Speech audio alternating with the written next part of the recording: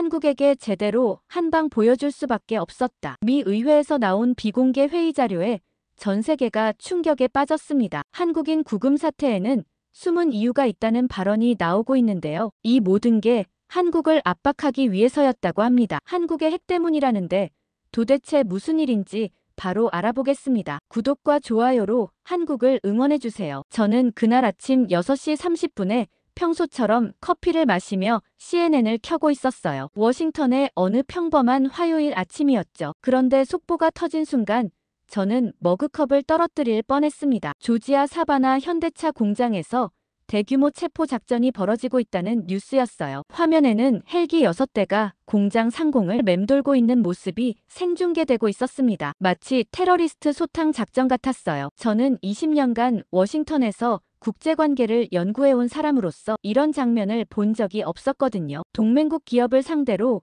이런 식의 작전이라니 말이에요. 앵커가 전하는 내용은 더욱 충격적이었습니다. 연방 요원 200명이 투입됐고 장갑차 12대가 공장을 포위했다고 했어요. FBI와 ICE 그리고 연방보안국이 동시에 움직인 전례 없는 합동 작전이었죠. 저는 즉시 휴대폰을 들고 국무부에 있는 동료 마이클에게 전화를 걸었어요. 마이클, 조지아에서 무슨 일이 벌어지고 있는 거야? 라고 물었더니 그도 당황한 목소리로 대답했습니다. 데이비드, 나도 모르겠어. 어제까지만 해도 이런 계획은 없었는데 말이야. 그의 당황한 어조에서 저는 뭔가 이상하다는 것을 직감했어요. 생중계 화면에서는 한국인 직원들이 줄지어 끌려 나오고 있었습니다. 손목에는 수갑이 채워져 있었고 검은 군용차에 태워지고 있었어요. 제가 본 것 중에서 가장 충격적인 장면이었습니다. 이들은 범죄자가 아니라 합법적인 비자를 가지고 일하던 기술자들이었거든요. 앵커가 전한 숫자는 더욱 놀라웠어요. 총 475명이 체포됐는데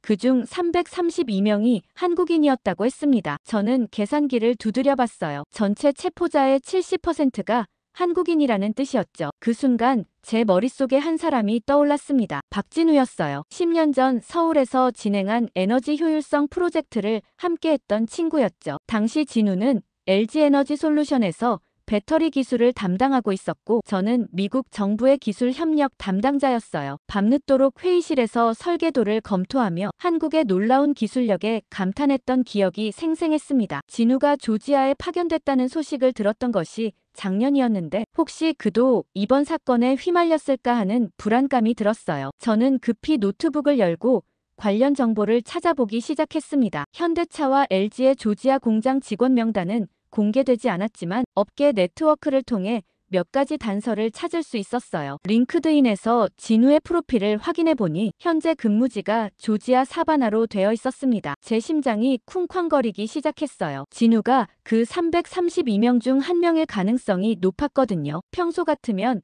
법적 문제에 대해서는 신중하게 접근하는 편이었지만 이번만큼은 개인적인 감정이 앞섰습니다. 그런데 더 이상한 일이 벌어졌어요. 오전 10시경 백악관에서 긴급 브리핑이 있었는데 트럼프 대통령이 직접 나와서 발언을 했습니다. 특혜는 없다. 한국인이라도 법은 법이다라고 단호하게 말했어요. 저는 그 순간 뭔가 석연치 않다는 생각이 들었습니다. 평소 트럼프가 이런 작은 법 집행 문제에 직접 나서는 경우는 드물었거든요. 더군다나 이렇게 빨리 공식 입장을 발표하는 것도 이례적이었어요. 점심시간에 저는 CIA에서 일하는 옛 동료 제시카와 만났습니다. 평소에도 정보를 공유하곤 했던 사이였죠. 제시카는 평소와 달리 표정이 어두웠어요. 데이비드, 이번 일은 좀 이상해라고 말을 꺼냈습니다. 무슨 뜻이야? 라고 물었더니 그녀는 주변을 살피며 조심스럽게 말했어요. 어제까지만 해도 이런 작전 계획은 없었어. 그런데 갑자기 새벽에 지시가 내려왔다고 해 저는 소름이 돋았습니다. 이것이 단순한 법 집행이 아니라는 확신이 들었거든요. 그날 저녁 집에 돌아와서도 계속 생각이 났습니다. 진우와 마지막으로 통화한 것이 언제였는지 기억을 더듬어 봤어요. 3개월 전쯤이었던 것 같았습니다. 그때 진우는 조지아 프로젝트가 순조롭게 진행되고 있다고 기뻐했었죠. 미국과 한국의 기술 협력이 이렇게 성과를 내는 것을 보니 보람있다고 말했었어요. 그런 진우가 지금 어디선가 수갑에 채워져 있을 생각을 하니 가슴이 아팠습니다. 저는 그 순간 결심했어요. 이 사건의 진실을 반드시 밝혀내겠다고 말이죠. 그 다음날 아침 일찍 사무실에 도착했어요. 평소보다 1시간 일찍 출근한 이유는 밤새 잠을 이루지 못했기 때문이었죠. 진우에 대한 걱정이 머릿속을 떠나지 않았거든요. 사무실 책상에 앉자마자 저는 컴퓨터를 켜고 조지아 사건 관련 모든 뉴스를 뒤지기 시작했습니다. CNN과 폭스뉴스 그리고 워싱턴 포스트까지 모든 매체가 이 사건을 톱뉴스로 다루고 있었어요. 하지만 체포된 사람들의 명단은 어디에도 공개되지 않았습니다. 법무부에서는 수사 진행 중이라는 이유로 신원 공개를 거부하고 있었어요. 저는 점점 더 불안해졌습니다. 진우가 정말 그 332명 중 한 명이라면 지금 어떤 상황에 처해 있을까 하는 생각이 들었거든요. 오전 9시쯤 제 휴대폰이 울렸어요. 한국에서 온 국제 전화였습니다. 화면에 나타난 이름을 보고 깜짝 놀랐어요. 진우의 부인 김미라였거든요. 저는 급히 전화를 받았습니다. 미라 씨, 안녕하세요라고 인사하자마자 그녀의 떨리는 목소리가 들려왔어요. 데이비드 씨, 진우가 연락이 안 돼요. 어제부터 전화도 안 받고 문자도 답이 없어요. 혹시 뉴스 보셨나요? 라고 물었습니다. 저는 가슴이 철렁 내려앉았어요. 제가 우려했던 일이 현실이 된 것이었거든요. 네, 봤어요. 혹시 진우가라고 말하려는데 미라가 먼저 말했습니다. 조지아 공장에서 일어난 그 일 말이에요. 진우가 거기 있었어요. 저는 할 말을 잃었습니다. 10년 전 서울에서 처음 만났을 때부터 진우는 저에게 특별한 친구였어요. 함께 밤새워가며 프로젝트를 진행했던 동료이자 한국과 미국 사이의 가교 역할을 했던 소중한 사람이었죠. 그런 진우가 지금 감옥에 있을 생각을 하니 견딜 수 없었습니다. 미라 씨, 제가 알아보고 연락드릴게요라고 약속했지만 사실 저도 어떻게 해야 할지 막막했어요. 연방 수사기관에 체포된 사람의 신원을 일반인이 확인하는 것은 쉬운 일이 아니었거든요. 하지만 저는 포기할 수 없었습니다. 진우는 단순한 동료가 아니라 제 인생에 큰 영향을 준 친구였거든요. 10년 전 서울 프로젝트를 통해 저는 한국의 놀라운 기술력을 직접 목격했고 그것이 제 연구 분야를 바꿔놓았어요. 에너지 효율성과 배터리 기술 분야에서 한국이 얼마나 앞서 있는지 깨달았거든요. 그런 기술을 가진 사람들이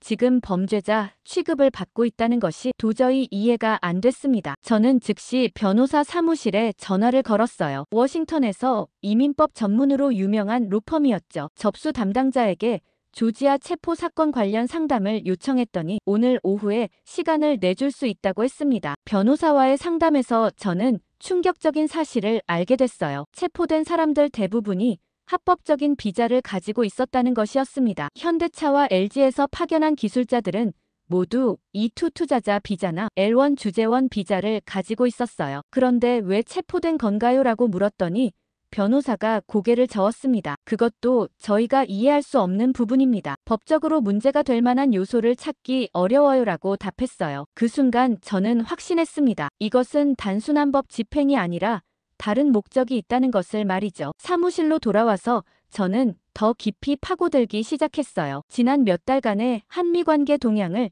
다시 살펴봤습니다. 그러다 중요한 단서를 발견했어요. 불과 3일 전에 백악관 NSC 보좌관이 한국의 재처리 기술 논의를 안보 위협으로 언급했다는 기사였어요. 당시에는 별로 주목하지 않았던 발언이었는데 지금 와서 보니 의미심장했습니다. 저는 그때 깨달았어요. 조지아 체포 사건이 우연이 아니라는 것을 말이죠. 누군가가 계획적으로 이 일을 벌인 것이었습니다. 그리고 그 배후에는 한국의 기술 발전을 견제하려는 세력이 있을 것이라는 확신이 들었어요. 진우와 같은 뛰어난 기술자들을 범죄자로 만들어서 한국을 압박하려는 것이었죠. 저는 그 순간 결심했습니다. 이 사건의 진실을 반드시 밝혀내겠다고 말이에요. 진우를 구하는 것은 물론이고 이런 부당한 일이 다시는 벌어지지 않도록 해야겠다고 생각했어요. 그것이 10년 전 서울에서 함께 꿈꿨던 한미협력의 진정한 의미를 지키는 일이라고 믿었거든요. 하지만 저는 아직 이 일이 얼마나 거대한 음모의 일부인지 몰랐습니다. 그 다음 날 오후 2시 백악관 브리핑룸에서 예정에 없던 긴급 기자회견이 열렸어요. 저는 사무실에서 생중계를 지켜보고 있었는데 트럼프 대통령이 직접 나온다는 소식에 뭔가 심상치 않다는 느낌이 들었습니다. 평소 같으면 이런 법 집행 문제는 법무부 차원에서 처리했을 텐데 말이죠. 트럼프가 연단에 서자마자 첫 마디부터 강경했어요. 특혜는 없다. 한국이든 어디든 법은 법이다라고 단호하게 말했습니다. 기자들이 손을 들고 질문을 쏟아내기 시작했어요. 대통령, 이들이 합법 비자 소지자라는 보도가 있는데요 라고 CNN 기자가 물었더니 트럼프는 눈을 가늘게 뜨며 답했습니다. 합법이라고 해서 모든 게 허용되는 건 아니야. 우리는 모든 것을 철저히 조사할 거다라고 했어요. 저는 그 순간 소름이 돋았습니다. 이 답변에는 뭔가 숨겨진 의도가 있다는 것을 직감했거든요. 워싱턴 포스트 기자가 후속 질문을 던졌어요. 이번 작전의 구체적인 근거가 무엇인가요? 라고 물었더니 트럼프의 표정이 더욱 굳어졌습니다. 그건 국가기밀이야. 하지만 분명한 건 우리 국가 안보에 위협이 될 수 있는 요소들을 발견했다는 거다라고 답했어요. 국가 안보라는 단어가 나오자 저는 더욱 확신했습니다. 이것이 단순한 출입국 관리 문제가 아니라는 것을 말이죠. 기자회견이 끝나고 저는 즉시 국무부에 있는 마이클에게 전화를 걸었어요. 방금 트럼프 발언 들었어라고 말하자 마이클이 한숨을 쉬며 답했습니다. 데이비드, 솔직히 우리도 당황스러워. 국무부에서는 사전에 브리핑을 받지 못했거들라고 했어요. 이상하네. 보통은 국무부와 조율하잖아라고 말했더니 마이클의 목소리가 더욱 조심스러워졌습니다. 그게 문제야. 이번 일은 백악관에서 직접 주도하고 있어. 우리는 나중에 통보받았을 뿐이야 라고 털어놨어요. 저는 점점 더 의심스러워졌습니다. 일반적인 법 집행이라면 법무부나 국토안보부가 주관하고 국무부가 외교적 조율을 했을 텐데 백악관이 직접 나선다는 것은 정치적 의도가 있다는 뜻이었거든요. 그날 저녁 저는 오랜 친구인 제시카와 다시 만났어요. 조지타운 근처 조용한 카페에서 만나기로 했죠. 제시카는 평소보다 훨씬 조심스러운 모습이었어요. 주변을 여러 번 살펴본 후에야 입을 열었습니다. 데이비드, 내가 어제 말한 거 기억하지라고 물었어요. 새벽에 갑자기 지시가 내려왔다는 거 말이야 라고 답하자 제시카가 고개를 끄덕였습니다. 더 알아봤는데 이 작전은 정말 특이해. 평소와는 완전히 다른 방식으로 진행됐다고라고 말했어요. 어떤 면에서 다른데라고 물었더니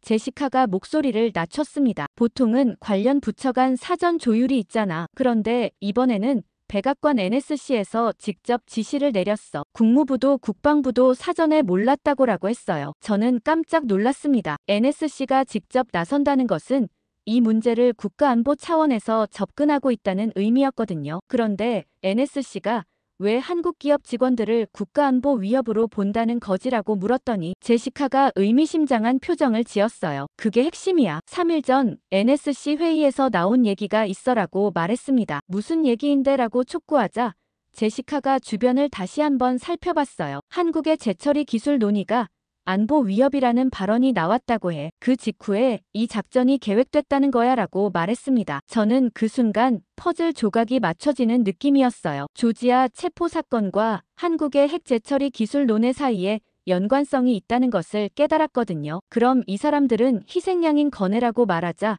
제시카가 씁쓸하게 웃었습니다. 안타깝지만 그럴 가능성이 높아. 기술적 압박을 위한 정치적 카드로 사용되고 있는 것 같아라고 했어요. 집으로 돌아가는 길에 저는 깊은 분노를 느꼈습니다. 진우 같은 뛰어난 기술자들이 정치적 게임의 도구로 사용되고 있다는 것이 도저히 용납할 수 없었거든요. 10년 전 서울에서 함께 일할 때 진우가 보여줬던 열정과 실력을 생각하면 더욱 화가 났어요. 그는 한국과 미국의 기술 협력을 위해 헌신한 사람이었는데 지금은 감옥에서 범죄자 취급을 받고 있다니 말이죠. 그날 밤 저는 인터넷을 뒤져서 더 많은 정보를 찾아봤어요. 한국의 핵 재처리 기술 논의에 대한 최근 기사들을 읽어보니 흥미로운 패턴이 보였습니다. 미국 내 일부 강경파들이 이 문제를 계속 제기해왔다는 것이었어요. 특히 백악관 NSC의 몇몇 인물들이 한국의 기술 발전을 견제해야 한다는 주장을 펼쳐왔더군요. 저는 그제야 전체 그림이 보이기 시작했습니다. 조지아 체포 사건은 단순한 법 집행이 아니라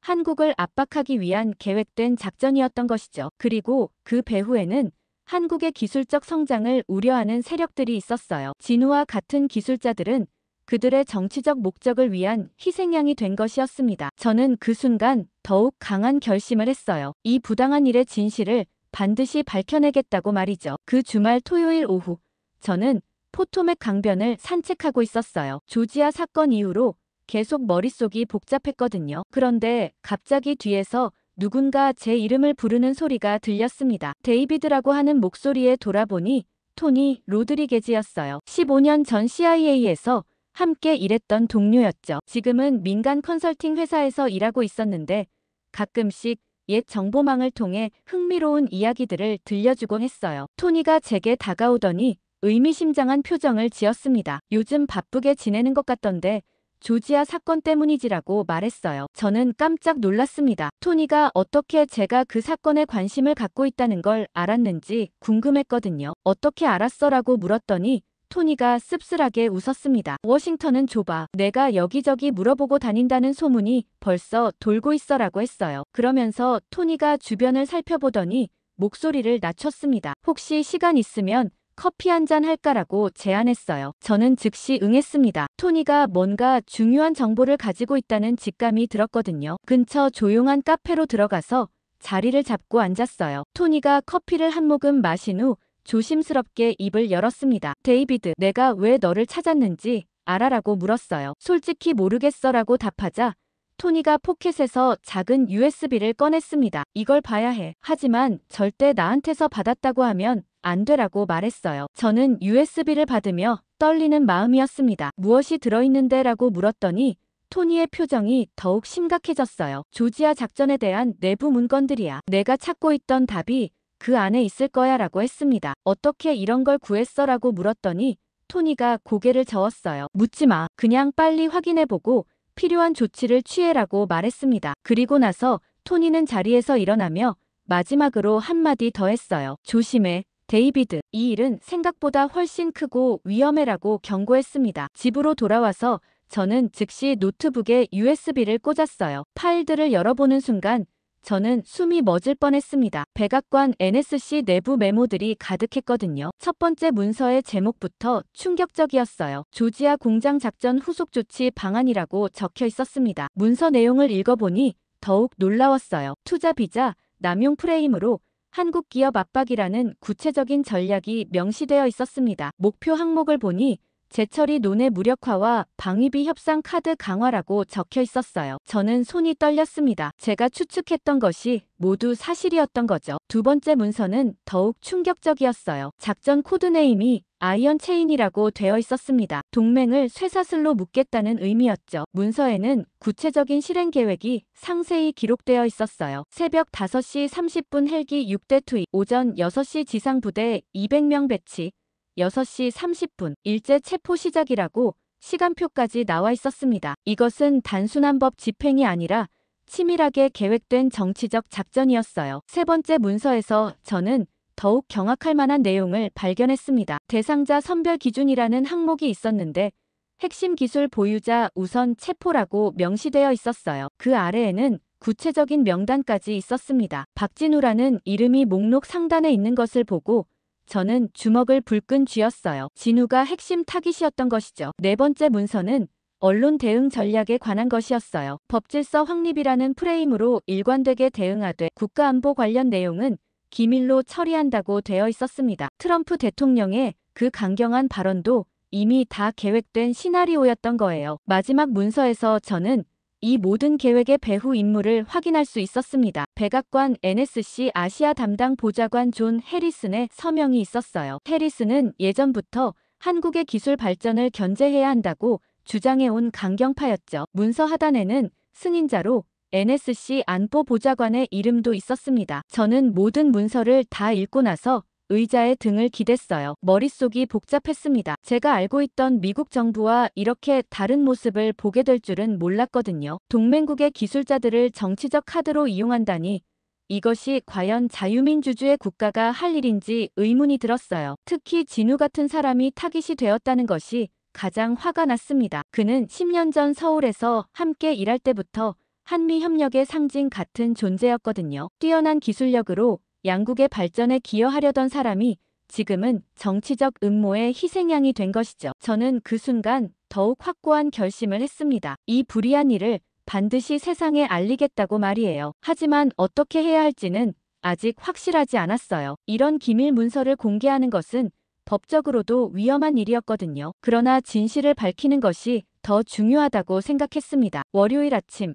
저는 평소보다 일찍 사무실에 도착했어요. 주말 동안 USB 문건들을 분석하느라 잠을 제대로 못 잤지만 정신은 오히려 더 또렷했습니다. 컴퓨터를 켜자마자 경제 뉴스 사이트들을 확인하기 시작했어요. 그런데 예상치 못한 뉴스가 톱을 장식하고 있었습니다. 현대차가 조지아 공장 추가 투자 계획을 전면 재검토한다고 발표한 것이었어요. 회사 성명서에는 현재의 불확실한 사업 환경을 고려하여 신중한 접근이 필요하다고 나와 있었습니다. 저는 깜짝 놀랐어요. 한국 기업이 이렇게 빠르게 대응할 줄은 몰랐거든요. 그런데 이것은 시작에 불과했습니다. 30분 후 LG에너지솔루션에서도 비슷한 발표가 나왔어요. 미국 내 배터리 공장 확장 계획을 일시 중단한다는 내용이었죠. 성명서에는 직원들의 안전과 기업 운영의 예측 가능성이 확보될 때까지 신규 투자를 보류한다고 적혀 있었습니다. 저는 이때부터 뭔가 큰 변화가 시작되고 있다는 것을 느꼈어요. 오전 10시쯤 제 휴대폰이 울렸습니다. 월스트리트 저널의 경제 담당 기자인 사라 존슨이었어요. 데이비드, 지금 시장이 난리야. 한국 기업들 때문에 관련 주식들이 폭락하고 있어라고 급하게 말했습니다. 어느 정도인데? 라고 물었더니 사라가 숫자를 읊었어요. 현대차 미국 법인 주가가 15% 떨어졌고 LG화학은 12% 하락했어. 관련 부품업체들까지 연쇄 하락하고 있다고라고 했습니다. 그 순간 저는 한국 기업들의 진짜 힘을 깨달았어요. 그들이 단순히 투자받는 입장이 아니라 미국 경제에 실질적인 영향을 미칠 수 있는 존재라는 것을 말이죠. 점심시간에 더 충격적인 소식이 들려왔습니다. 삼성전자가 텍사스 반도체 공장 건설 일정을 재검토한다고 발표한 것이었어요. 170억 달러 규모의 대형 프로젝트였는데 갑자기 불확실성이 생긴 거죠. 텍사스 주지사 사무실에서는 즉시 성명을 내고 삼성과의 협의를 위해 긴급 회의를 소집한다고 발표했어요. 오후 2시쯤 조지아 주지사 브라이언 캠프가 워싱턴행 전용기에 오른다는 뉴스가 나왔습니다. 현대차 공장이 조지아 경제에 미치는 영향이 워낙 컸기 때문이었어요. 공장과 관련 협력업체를 합치면 지역 일자리 5만 개가 걸린 문제였거든요. 캠프 주지사는 공항에서 기자들에게 이렇게 말했어요. 현대차는 조지아의 소중한 파트너다. 이번 사태가 하루빨리 해결되기를 바란다고 했습니다. 그의 표정에서 다급함이 역력히 보였어요. 같은 시간 텍사스에서도 비슷한 일이 벌어지고 있었습니다. 그렉 에봇 주지사가 삼성 미국 법인 임원들과 긴급 회동을 가졌다는 소식이 들려왔어요. 텍사스 경제개발위원회도 비상회의를 소집했다고 했습니다. 삼성 공장 건설이 중단되면 지역 경제에 미칠 타격이 엄청났거든요. 저녁 뉴스 시간에는 더욱 극적인 장면이 펼쳐졌어요. 조지아와 텍사스 주지사가 함께 백악관을 방문한다는 소식이 나온 것이었습니다. 두 주지사 모두 공화당 소속이었는데 트럼프 대통령에게 직접 항의하러 온 것이었죠. 백악관 앞에서 기자들에게 둘러싸인 캠프 주지사는 이렇게 말했어요. 우리 주의 경제와 일자리가 걸린 문제다. 대통령과 솔직한 대화를 나누고 싶다고 했습니다. 에봇 주지사도 마찬가지였어요. 텍사스는 한국 기업들과 오랜 파트너십을 유지해왔다. 이 관계가 흔들리는 것은 양국 모두에게 손해라고 강조했습니다. 저는 이런 상황을 지켜보면서 놀라웠어요. 백악관의 계획이 완전히 예상과 다른 방향으로 흘러가고 있었거든요. 한국을 압박하려던 작전이 오히려 미국 내부의 반발을 불러일으킨 것이었죠. 특히 공화당 주지사들까지 나서서 항의하는 것은 트럼프에게도 부담이 될 수밖에 없었어요. 그날 밤 워싱턴 포스트에 흥미로운 기사가 나왔습니다. 백악관 내부에서도 이번 조치에 대해 우려의 목소리가 나오고 있다는 내용이었어요. 익명의 백악관 관계자가 이렇게 말했다고 보도됐습니다. 한국 기업들의 반응이 예상보다 훨씬 빠르고 강하다. 이것이 우리에게 유리할지 확신할 수 없다고 했어요. 또 다른 관료는 더 직설적이었습니다. 애초에 이런 방식으로 압박하는 것 자체가 실책이었다. 동맹국을 적으로 만들 이유가 없다고 비판했다고 기사에 나와 있었어요. 저는 이런 내부 갈등이 결국 아이언 체인 작전의 실패로 이어질 것이라고 확신했습니다. 한국 기업들이 보여준 것은 단순한 항의가 아니라 실질적인 경제적 영향력이었거든요. 미국의 주지사들까지 나서서 중재를 요청하는 상황에서 백악관이 계속 강경 노선을 유지하기는 어려울 것 같았어요. 하지만 저는 아직 이 사건의 진짜 전환점이 무엇인지 몰랐습니다. 한국 기업들의 반격은 이제 막 시작일 뿐이었고 더 큰 변화가 기다리고 있었어요. 그리고 무엇보다 진우와 다른 332명의 한국인들은 여전히 구금 상태였습니다. 이들을 구하기 위해서는 더 강력한 조치가 필요했어요. 저는 그날 밤 USB 문건들을 다시 검토하면서 다음 단계를 계획하기 시작했습니다. 수요일 오전, 저는 드디어 진우를 만날 수 있는 기회를 얻었어요. 워싱턴의 이민법 전문 변호사 로버트 김을 통해서였죠. 로버트는 한국계 미국인으로 이런 사건에 경험이 많았습니다. 그가 진우의 임시 변호인 자격으로 면회를 주선해줬고 저는 법률 컨설턴트 신분으로 동행할 수 있었어요. 애틀랜타 외곽의 연방 구금시설로 향하는 차 안에서 로버트가 상황을 설명해줬습니다. 박진우 씨는 현재 단독 수용되고 있어요. 다른 한국인들과는 분리되어 있다고 하더군요 라고 말했어요. 왜 단독 수용인데? 라고 물었더니 로버트의 표정이 어두워졌습니다. 당국에서는 보안상의 이유라고 하는데 솔직히 압박 차원인 것 같아요 라고 답했어요. 구금시설에 도착해서 복잡한 보안 검색을 거쳤습니다. 금속 탐지기는 물론이고 신분 확인까지 3번이나 받았어요. 면회실로 들어가자 철창 너머로 진우가 앉아있는 것이 보였습니다. 10년 전 서울에서 봤던 그 활기찬 모습은 온데간데 없었어요. 수척해진 얼굴에 지친 기색 이역력했습니다. 진우가 저를 보더니 놀란 표정을 지었어요. 데이비드, 정말 너야 라고 말하며 눈물을 글썽였습니다. 저도 목이 메었어요. 친구가 이런 모습으로 갇혀있는 것을 보니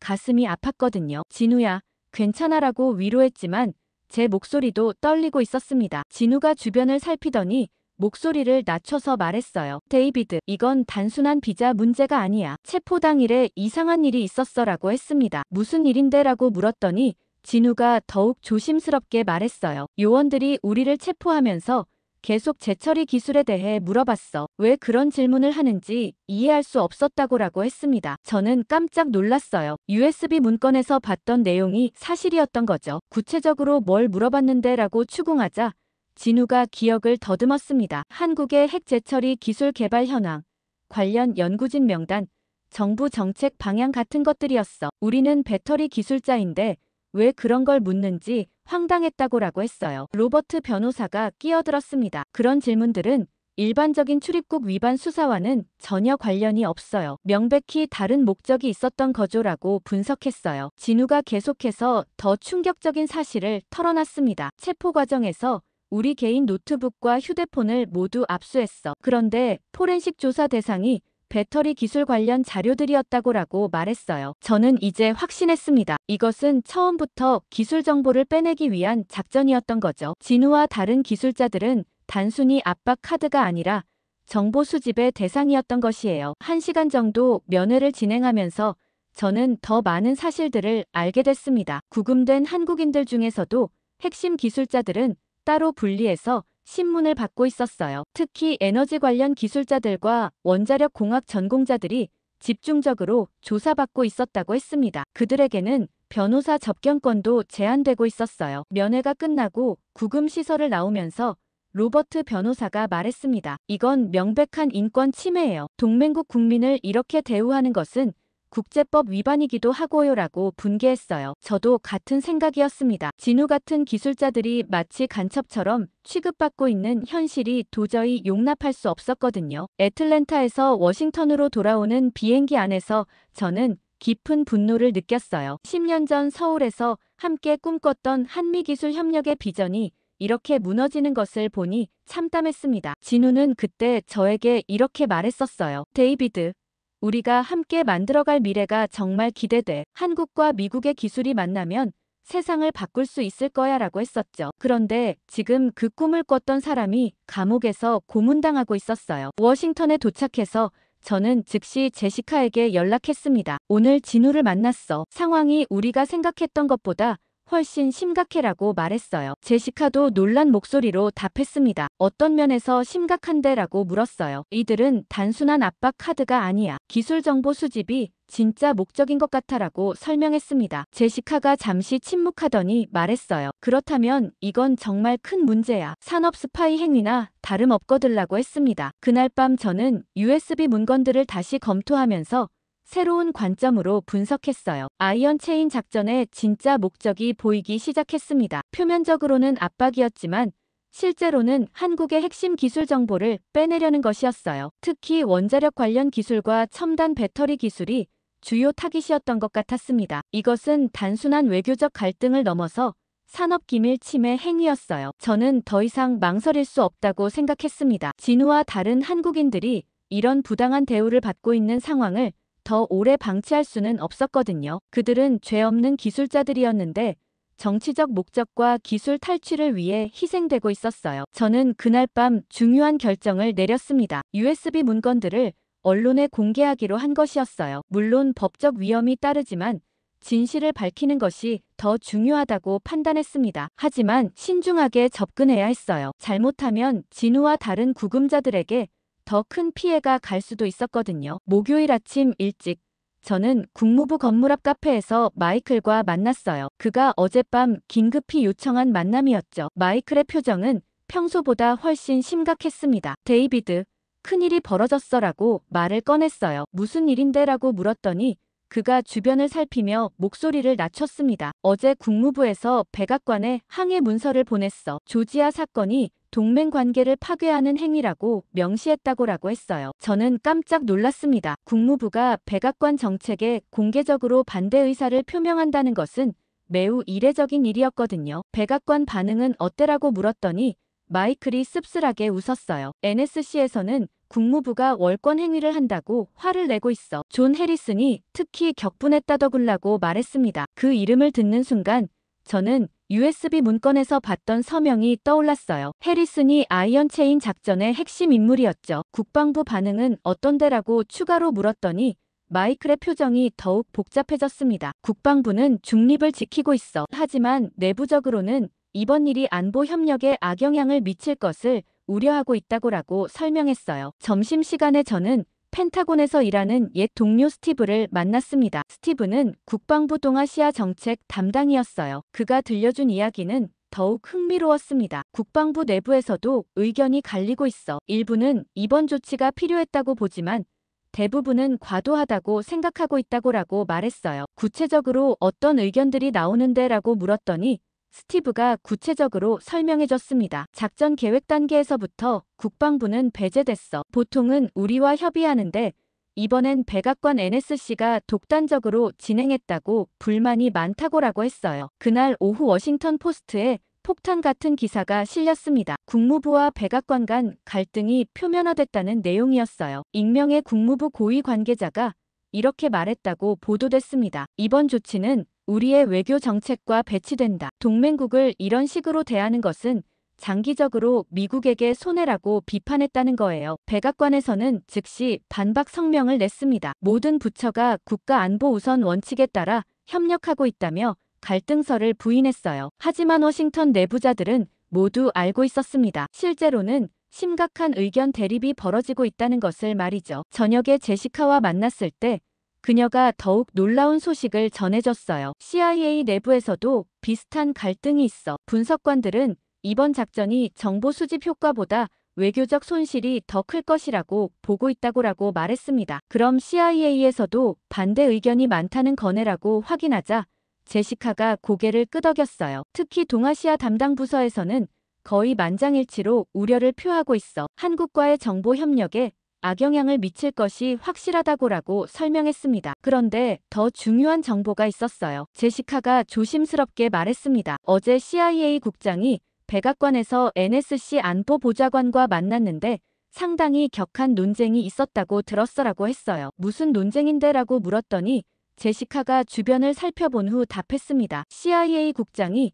작전 중단을 요구했다고 해. 하지만 NSC에서는 이미 시작된 일이라며 거부했다더군라고 말했어요. 금요일 아침 뉴욕타임스에 더욱 상세한 보도가 나왔습니다. 백악관 내부 문건을 인용하면서 이번 작전이 NSC 소수 강경파의 독단적 결정이었다고 폭로한 것이었어요. 기사에 따르면 국무장관도 사전에 통보받지 못했고 국방장관 역시 작전 세부 사항을 몰랐다고 했습니다. 이 보도가 나오자 백악관은 즉시 화재 진압에 나섰어요. 대변인이 긴급 브리핑을 열고 모든 주요 부처가 사전에 협의했다고 주장했습니다. 하지만 기자들의 추궁은 거셌어요. 국무장관이 사전에 몰랐다는 보도에 대해서는 어떻게 설명하시겠습니까? 라는 질문에 대변인은 답변을 회피했어요. 그 시각 의회에서도 움직임이 있었습니다. 상원외교위원회 민주당 간사가 긴급 청문회 개최를 요구했어요. 하원에서도 국정감사 차원에서 이 문제를 다루겠다고 발표했습니다. 양당 의원들이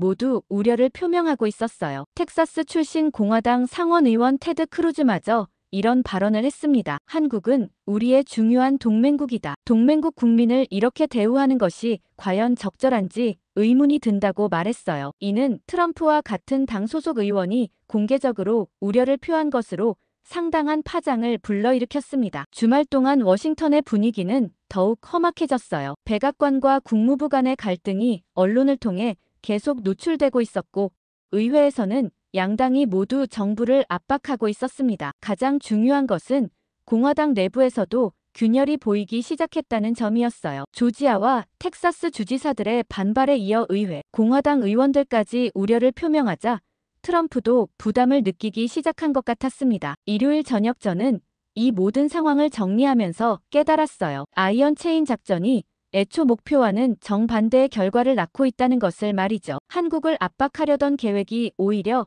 미국 내부의 분열을 가져왔고, 동맹 관계 강화는커녕 파괴하는 결과를 초래하고 있었어요. 하지만 저는 아직 안심할 수 없었습니다. 진우와 다른 332명의 한국인들은 여전히 구금되어 있었고, 백악관 강경파들이 쉽게 물러서지 않을 것 같았거든요. 오히려 궁지에 몰릴수록 더 강하게 나올 가능성이 높았어요. 월요일 아침, 저는 평소보다 일찍 사무실에 도착했어요. 주말 동안 USB 문건들을 더 자세히 분석하면서 새로운 발견들이 있었거든요. 특히 아이언 체인 작전에 관여된 인물들의 네트워크가 생각보다 복잡하다는 것을 알게 됐습니다. 사무실 문을 열고 들어서는 순간 저는 뭔가 이상하다는 것을 느꼈어요. 책상 위 서류들이 미묘하게 움직인 흔적이 있었고, 컴퓨터 모니터의 각도도 평소와 달랐습니다. 누군가 제 사무실에 들어왔다는 확신이 들었어요. 급히 책상 서랍을 열어봤는데 USB가 있던 자리가 비어 있었습니다. 제 심장이 쿵쾅거리기 시작했어요. 다행히 저는 예상했던 일이라 USB를 집에 두고 왔었지만 누군가 저를 감시하고 있다는 것이 확실해졌죠. 컴퓨터를 켜서 확인해보니 여러 파일들이 접근된 흔적이 있었어요. 특히 최근에 작성한 조지아 사건 관련 분석 보고서들이 여러 본 기록이 남아 있었습니다. 저는 즉시 보안 담당자에게 연락했어요. 하지만 그들의 반응은 예상과 달랐습니다. 건물 CCTV를 확인해 보니 주말 동안 특별한 출입 기록은 없다고 하더군요. 청소 직원들도 평소와 같은 시간에 들어왔다 나갔고요. 이상한 일이었어요. 전문적인 침입이었다는 뜻이었거든요. 점심시간에 사무실로 돌아오니 책상 위에 작은 쪽지가 놓여 있었습니다. 누가 언제 놓고 갔는지 알 수 없었어요. 쪽지를 펼쳐보니 간단한 문장이 적혀 있었습니다. 아이언 체인을 건드리지 말아라고 말이죠. 서체는 인쇄체였고 특별한 서명이나 표시는 없었어요. 하지만 메시지는 분명했습니다. 누군가 제가 조사하고 있다는 것을 알고 있고 경고하고 있다는 것이었죠. 저는 그 순간 소름이 돋았어요. 단순한 연구자가 이렇게 위협까지 받을 줄은 몰랐거든요. 하지만 동시에 더욱 확신했습니다. 제가 진실에 가까워지고 있다는 것을 말이죠. 그들이 이렇게까지 나선다는 것은 숨기고 싶어 하는 것이 분명히 있다는 뜻이었어요. 오후에 저는 제시카에게 긴급히 연락했습니다. 만날 수 있어 지금 당장라고 말했더니 제시카도 심상치 않은 제 목소리를 알아차렸어요. 30분 후 링컨 메모리얼 근처에서 만났습니다. 평소보다 더 은밀한 장소를 선택한 것이었죠. 제가 사무실에서 벌어진 일을 설명하자 제시카의 표정이 심각해졌어요. 데이비드, 이건 정말 위험해. 내가 생각하는 것보다 훨씬 큰 일에 휘말린 것 같아라고 말했습니다. 구체적으로 어떤 위험인데? 라고 물었더니 제시카가 주변을 살피며 답했어요. NSC 내부에 있는 강경파들은 수단과 방법을 가리지 않아. 특히 존 해리슨 같은 사람들은 목적을 위해서라면 뭐든지 할 수 있는 사람들이야 라고 경고했습니다. 그럼 저는 어떻게 해야 하죠? 라고 물었더니 제시카가 잠시 생각하더니 말했어요. 일단 조심해야 해. 하지만 포기해서는 안 돼. 이미 너무 많이 알아버렸고 뒤로 물러설 수도 없는 상황이야 라고 했습니다. 그리고 제시카가 중요한 정보를 하나 더 알려줬어요. 오늘 오후 백악관에서 긴급 회의가 있었대. 조지아 사건 때문에 여론이 악화되자 대응 방안을 논의했다고 해라고 말했습니다. 어떤 결론이 나왔는데? 라고 물었더니 제시카의 표정이 더욱 어두워졌어요. 아직 확실하지 않지만 강경파들이 더 강하게 나가자고 주장했다는 얘기가 있어. 한국에 대한 압박을 늘리고 반대 여론을 무시하겠다는 것 같아라고 설명했습니다. 집으로 돌아가는 길에 저는 계속 뒤를 돌아봤어요. 누군가 따라오는 것 같은 느낌이 들었거든요. 실제로 검은색 세단 한 대가 계속 제 뒤를 따라오고 있었습니다. 신호등에서 멈췄을 때 백미러로 확인해 보니 차 안에 2명이 타고 있었어요. 저는 경로를 바꿔서 다른 길로 돌아갔는데도 그 차는 계속 따라왔습니다. 확실히 저를 감시하고 있었어요. 집에 도착해서 즉시 모든 문과 창문을 확인했습니다. 다행히 집 안은 아무런 이상이 없었어요. 하지만 저는 더 이상 안전하지 않다는 것을 깨달았습니다. USB를 더 안전한 곳에 숨겨야 했고 백업도 만들어둬야 했어요. 그날 밤 저는 중요한 결정을 내렸습니다. 더 이상 혼자서 이 일을 해결할 수는 없다는 것을 인정한 거죠. 신뢰할 수 있는 언론인에게 도움을 요청하기로 했어요. 워싱턴 포스트의 탐사 보도팀 기자인 에밀리 파커가 떠올랐습니다. 그녀는 정부 기밀 누설 사건을 여러 번 다뤄본 경험이 있었거든요. 하지만 언론에 제보하는 것은 돌이킬 수 없는 일이었어요. 제 인생이 완전히 바뀔 수도 있었고 법적 위험도 감수해야 했습니다. 그래도 진우와 다른 332명의 한국인들을 생각하면 주저할 수 없었어요. 그들이 부당하게 고통받고 있는 상황을 더 이상 방치할 수는 없었거든요. 새벽 2시쯤 제 휴대폰이 울렸습니다. 모르는 번호였는데 받아보니 기계음으로 변조된 목소리가 들려왔어요. 더 이상 파고들지 마라. 내 친구에게도 좋지 않을 것이다라는 내용이었습니다. 진우를 언급한 것이 가장 충격적이었어요. 그들은 제가 진우와 친구라는 것까지 알고 있었던 거죠. 전화가 끊긴 후 저는 한동안 잠을 이룰 수 없었습니다. 위협의 수위가 점점 높아지고 있었고 이제는 진우에게까지 피해가 갈 수 있다는 것을 깨달았어요. 하지만 그래서 더욱 확신했습니다. 제가 올바른 길을 가고 있다는 것을 말이죠. 그들이 이렇게까지 필사적으로 막으려 한다는 것은 진실이 밝혀지면 큰 타격을 받을 것이라는 뜻이었어요. 저는 그날 밤 더욱 강한 결심을 했습니다. 어떤 위협이 와도 진실을 밝혀내겠다고 말이죠. 화요일 아침 저는 국제뉴스를 확인하다가 깜짝 놀랐어요. 한국 정부가 전용기 파견을 공식 발표한 것이었습니다. 조지아에 구금된 한국인들을 송환하기 위해 대한항공 전용기를 보낸다는 내용이었어요. 단순한 송환이 아니라 강력한 메시지였죠. 한국 외교부 대변인이 기자회견에서 한 말이 인상적이었습니다. 우리 국민들의 인권과 안전이 최우선입니다. 어떤 압박에도 굴복하지 않을 것이라고 단호하게 말했어요. 동시에 한국은 국제법 위반 소송을 국제사법재판소에 제기하겠다고 발표했습니다. 이는 매우 이례적인 조치였어요. 동맹국끼리 이런 법적 분쟁을 벌이는 경우는 거의 없었거든요. 하지만 한국의 의지는 확고해 보였습니다. 더 놀라운 것은 국제사회의 반응이었어요. 유럽연합이 즉시 성명을 발표했습니다. 동맹국 국민에 대한 부당한 대우는 국제법 원칙에 어긋난다는 내용이었죠. 독일 총리 올라프 숄츠는 더욱 직설적이었어요. 동맹은 협력이지 굴종이 아니다라고 말했습니다. 프랑스 외무장관도 비슷한 입장을 표명했어요. 나토 차원에서도 우려를 표명하겠다고 했습니다. 저는 이런 반응들을 보면서 깨달았어요. 백악관의 계산이 완전히 빗나갔다는 것을 말이죠. 한국을 고립시키려던 전략이 오히려 미국을 고립시키는 결과를 낳고 있었어요. 점심시간에 마이클에게서 긴급 전화가 왔습니다. 데이비드, 국무부가 난리야. 유럽 각국 대사들이 줄줄이 항의하러 오고 있어라고 급하게 말했어요. 구체적으로 뭐라고 하는데 라고 물었더니 마이클이 한숨을 쉬었습니다. 미국이 동맹의 가치를 훼손하고 있다고 해. 특히 독일 대사가 가장 강경하게 나오고 있다고라고 설명했어요. 오후에는 더 극적인 소식이 들려왔습니다. 일본 정부가 한국을 지지한다고 발표한 것이었어요. 기시다 총리가 직접 나서서 발언했습니다. 법치주의와 인권은 보편적 가치다. 어떤 국가라도 이를 침해해서는 안 된다고 말했어요. 이는 정말 의외였습니다. 한일 관계가 항상 좋지만은 않았는데 이번에는 일본이 한국 편을 든 것이었거든요. 저녁 뉴스에서는 더욱 놀라운 장면이 펼쳐졌어요. 캐나다 총리 저스틴 트리도가 기자회견을 열었습니다. 캐나다는 한국의 입장을 전적으로 지지한다. 동맹국에 대한 이런 대우는 용납할 수 없다고 강하게 비판했어요. 호주 총리도 비슷한 성명을 발표했습니다. 순식간에 미국이 국제적으로 고립되는 분위기가 조성됐어요. 그날 밤 제시카와 만났을 때 그녀는 매우 심각한 표정이었습니다. 데이비드, 백악관이 완전히 당황하고 있어. 이런 국제적 반발은 예상하지 못했나봐라고 말했어요. NSC 내부 분위기는 어떤데라고 물었더니 제시카가 씁쓸하게 웃었습니다. 존 해리슨이 책임 떠넘기기에 급급해하고 있어 자신은 단순히 국가 안보를 위한 조치였다고 주장하고 있다고라고 했어요. 수요일 아침 워싱턴 포스트에 충격적인 기사가 실렸습니다. 한국 정부가 EU와 나토에 특사를 파견했다는 내용이었어요. 목적은 미국의 일방주의에 대한 국제적 견제를 요청하는 것이었죠. 기사에 따르면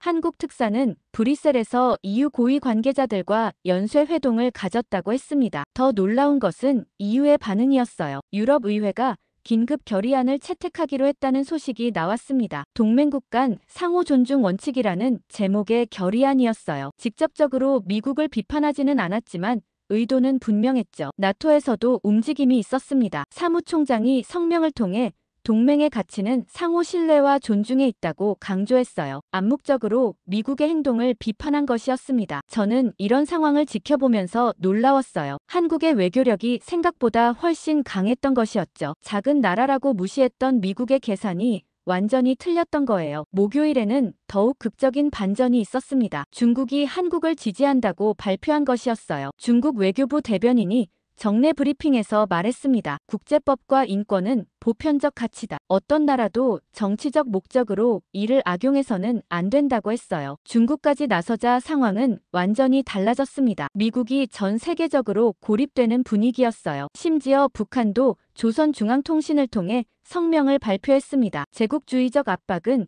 결코 성공하지 못할 것이라는 내용이었죠. 물론 북한의 발언은 선전 목적이었지만 상징적 의미는 컸어요. 금요일 오후 백악관에서 긴급 기자회견이 열렸습니다. 트럼프 대통령이 직접 나왔는데 평소와 달리 매우 방어적인 태도였어요. 우리는 법에 따라 행동했을 뿐이다. 다른 나라들이 왜 간섭하는지 이해할 수 없다고 말했습니다. 기자들의 질문은 거셌어요. 동맹국들까지 비판하고 있는데 정책을 재검토할 의향은 없으신가요? 라는 질문에 트럼프는 화를 냈습니다. 우리는 누구에게도 굽히지 않는다. 옳은 일을 하고 있다고 강하게 답했어요. 하지만 그의 표정에서는 당황스러움이 역력히 보였습니다. 그날 저녁 저는 모든 상황을 정리하면서 깨달았어요. 한국의 역공이 예상보다 훨씬 효과적이었다는 것을 말이죠. 단순히 항의하는 것이 아니라 국제법과 외교를 통해 체계적으로 대응하고 있었어요. 그 결과 미국이 오히려 수세에 몰리게 된 것이었습니다. 하지만 저는 아직 안심할 수 없었어요. 백악관 강경파들이 이런 압박에 굴복할 것 같지 않았거든요. 오히려 더 극단적인 조치를 취할 가능성도 있었습니다. 진우와 다른 한국인들은 여전히 구금되어 있었고 상황이 언제 악화될지 모르는 상태였어요. 저는 USB 문건을 공개할 때가 왔다고 판단했습니다. 국제적 관심이 집중된 지금이야말로 진실을 밝힐 최적의 시기였거든요. 토요일 아침, 저는 집에서 청문회를 시청하고 있었습니다. 주제는 조지아 사건과 동맹국 관계였어요. 청문회 시작 전부터 분위기가 심상치 않았습니다. 공화당 의원들까지 정부를 비판하는 발언을 하고 있었거든요. 특히 마르코 루비오 상원 의원의 발언이 주목받았어요. 동맹국 국민을 이런 식으로 대우하는 것은 미국의 가치에 어긋난다고 말했습니다. 청문회가 시작되자 국무차관이 증인으로 나왔어요. 하지만 그의 답변은 어디까지나 방어적이었습니다. 모든 조치는 법에 따라 이루어졌다는 원론적인 답변만 반복했어요. 메넨데즈 위원장이 직격탄을 날렸습니다. 국무부가 사전에 통보받지 못했다는 보도가 사실입니까? 라고 물었어요. 국무차관은 한동안 머뭇거리다가 답했습니다. 세부 사항에 대해서는 나중에 브리핑을 받았습니다라고 사실상 시인한 것이었죠. 공화당 간사인 짐 리시 의원도 가세했어요. 동맹국과의 협의 없이 이런 조치를 취한 것이 적절합니까라고 추궁했습니다. 국무차관은 더욱 당황하며 답변을 회피했어요. 그 순간 저는 USB에서 봤던 문건들이 떠올랐습니다. 실제 진실을 안다면 이 청문회가 얼마나 중요한지 알 수 있었거든요. 저는 더 이상 망설일 수 없다고 생각했어요. 월요일 아침 일찍 저는 워싱턴 포스트 본사를 찾아갔습니다. 에밀리 파커 기자와의 약속이 있었어요. 그녀는 정부 기밀 누설 사건을 전문으로 다루는 베테랑 기자였습니다. 조용한 카페에서 만나 상황을 설명했어요. 에밀리가 제 이야기를 듣더니 표정이 심각해졌습니다. 정말 그런 문건들이 있다는 거예요? 라고 물었어요. 저는 USB를 꺼내 보여줬습니다. 에밀리가 파일들을 확인해 보더니 놀란 표정을 지었어요. 이건 정말 폭탄급 자료네요. 하지만 출처가 확실한가요? 라고 신중하게 물었습니다. 저는 토니로부터 받았다는 것을 설명했지만 그 이상은 말할 수 없었어요. 에밀리가 며칠간 검증 작업을 하겠다고 했습니다. 화요일 저녁 에밀리에게서 연락이 왔어요. 문건들이 진짜라는 확신이 선다고 했습니다. 여러 경로를 통해 교차 검증을 했는데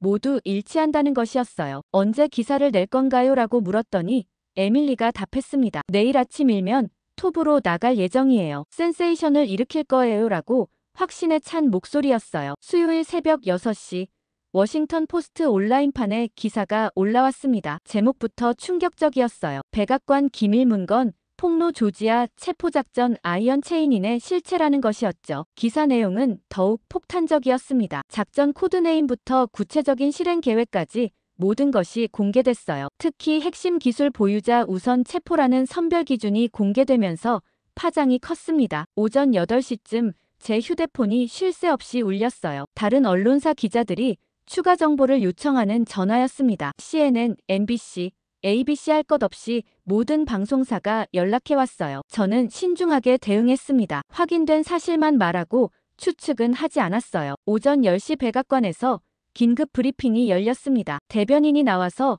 기사 내용을 전면 부인했어요. 가짜 뉴스이며 국가 안보를 해치는 행위라고 강하게 비판했습니다. 하지만 기자들의 추궁은 거셌어요. 문건의 진위 여부에 대해 구체적으로 답변해달라는 요구가 쏟아졌어요. 대변인은 국가기밀이라는 이유로 답변을 거부했습니다. 하지만 이것 자체가 문건이 진짜라는 것을 방증하는 것이었죠. 진짜 가짜라면 당당하게 부인했을 텐데 말이에요. 오후에는 의회에서도 폭발적인 반응이 나왔습니다. 하원정보위원회 위원장이 즉시 조사에 착수하겠다고 발표했어요. 상원에서도 특별조사위원회 구성을 검토한다고 했습니다. 가장 충격적인 것은 공화당 의원들의 반응이었어요. 텍사스 출신 테드 크루즈 상원 의원이 성명을 발표했습니다. 만약 이 문건이 사실이라면 용납할 수 없는 일이다. 철저한 조사가 필요하다고 말했어요. 마르코 루비오도 비슷한 입장을 표명했습니다. 동맹국을 이런 식으로 속이는 것은 미국의 신뢰를 실추시키는 행위라고 비판했어요. 저녁 뉴스에서는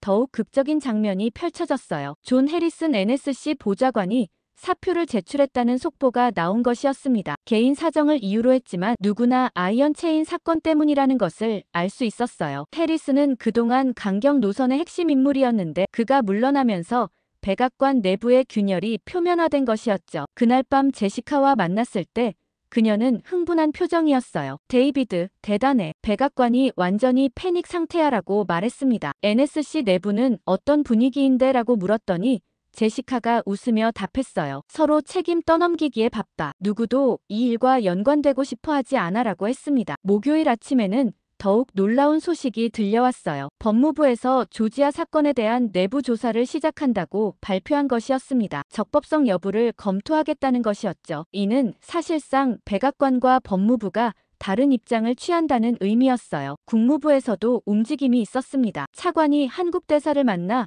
유감 표명을 했다는 소식이 나왔어요. 공식적인 사과는 아니었지만 정부 내부의 입장 차이를 보여주는 것이었습니다. 저는 이런 상황을 지켜보면서 놀라웠어요. 하나의 문건 공개가 이렇게 큰 파장을 일으킬 줄은 몰랐거든요. 정부 내부가 분열되고 의회가 들끓고 언론이 연일 추적 보도를 하는 상황이 벌어진 것이었죠. 하지만 가장 중요한 것은 진우와 다른 한국인들의 상황이었어요. 여론이 이렇게 악화된 상황에서 백악관이 계속 강경 노선을 유지할 수 있을지 의문이었습니다. 변화의 조짐이 보이기 시작했지만 아직 안심하기는 이른 상황이었어요. 금요일 오전, 저는 에밀리 파커와 함께 CBS 뉴스 스튜디오에 있었어요. 이 사건에 대한 특집 방송을 준비하고 있었고 저에게 인터뷰를 요청한 것이었습니다. 처음에는 망설였지만 진우와 다른 한국인들을 위해서는 더 많은 사람들이 진실을 알아야 한다고 생각했어요. 메인 앵커인 레슬리 스탈이 저를 맞이했습니다. 20년간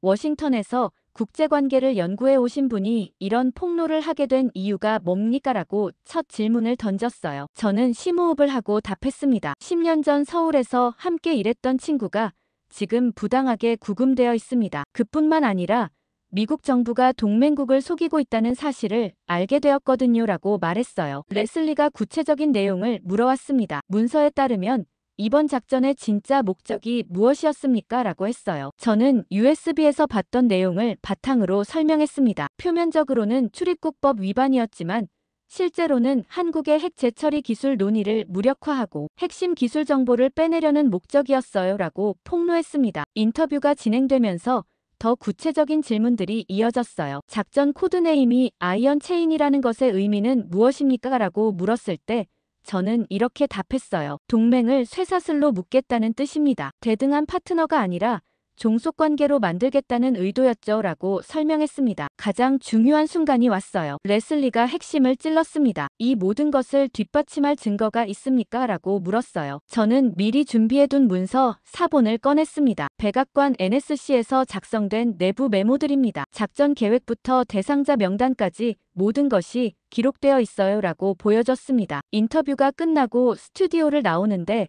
제 휴대폰이 울렸어요. 제시카였습니다. 데이비드, 방금 내 인터뷰 예고편 봤어. 백악관이 완전히 발칵 뒤집혔다고라고 급하게 말했어요. 어떤 반응인데? 라고 물었더니 제시카가 웃으며 답했습니다. 비상회의를 소집했어. 모든 고위 관계자들이 화이트하우스로 달려가고 있다고라고 했어요. 저는 집에서 긴장하며 시청했어요. 26분간의 특집이었는데 제 인터뷰뿐만 아니라 추가 취재 내용도 포함되어 있었습니다. 특히 구금된 한국인들의 가족 인터뷰가 충격적이었어요. 진우의 부인 미라 씨도 출연해서 눈물을 흘리며 말했습니다. 남편은 한미 협력을 위해 헌신한 사람이에요. 왜 이런 대우를 받아야 하는지 이해할 수 없어요. 라고 호소했습니다. 방송이 끝나자마자 소셜미디어가 폭발했어요. 월요일 아침 상황은 더욱 극적으로 바뀌었습니다. 백악관에서 대통령이 직접 나와서 기자회견을 열었어요. 하지만 이번에는 완전히 다른 톤이었습니다. 트럼프가 조심스럽게 말했어요. 최근 제기된 문제들에 대해 철저히 조사하겠다. 잘못된 부분이 있다면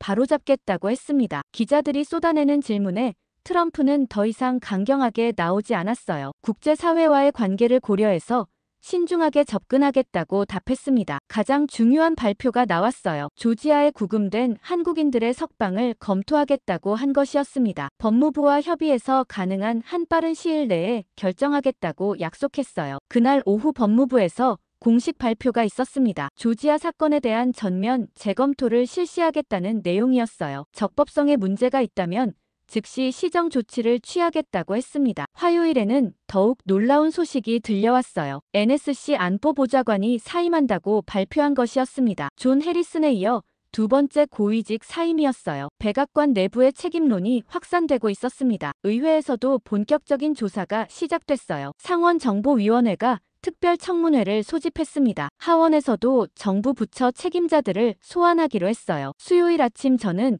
국무부 마이클에게서 전화를 받았습니다. 데이비드, 큰 변화가 일어나고 있어. 국무부가 한국 정부와 긴급 협의에 들어갔다고라고 말했어요. 어떤 협의인데? 라고 물었더니 마이클이 신나는 목소리로 답했습니다. 구금자 석방과 관계 정상화에 대한 논의야. 빠르면 이번 주 안에 결과가 나올 것 같아라고 했어요. 그날 저녁 진우의 부인 미라 씨에게서 연락이 왔습니다. 데이비드 씨, 감사해요. 변호사가 말하기를 곧 석방될 가능성이 높다고 해요라고 기쁜 목소리였어요. 저도 눈물이 날 것 같았습니다. 드디어 진우가 집으로 돌아갈 수 있게 된 것이었어요. 목요일 오후 드디어 공식 발표가 나왔습니다. 조지아에 구금된 한국인 332명 전원을 석방한다는 내용이었어요. 법무부는 출입국 절차상 미비점이 있었다며 사실상 잘못을 인정했습니다. 저는 그 순간 10년 전 서울에서 진우와 함께 꿨던 꿈이 떠올랐어요. 한미 기술 협력을 통해 더 나은 세상을 만들자고 했던 그 약속 말이죠. 비록 험난한 과정을 거쳤지만 결국 진실이 승리한 것이었습니다.